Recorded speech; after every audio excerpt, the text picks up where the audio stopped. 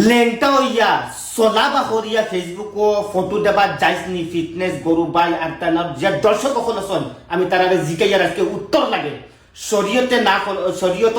যাইজ আসেনি একদম মানে চলা মলা বাহরিয়া ফুটকি বাহরিয়া ভিডিও দেবা যে ফটো দেবা যে ফটো সারা দেশের মানুষের তানোর মায় দেখরা বইলে দেখরা ওইগু যাইজনি যদি নীলবাগানের ফুরিয়ার বেটিয়ে ভিডিও বানালি শরীয়তে জ্বালা না যাইজ ওই হিসাবর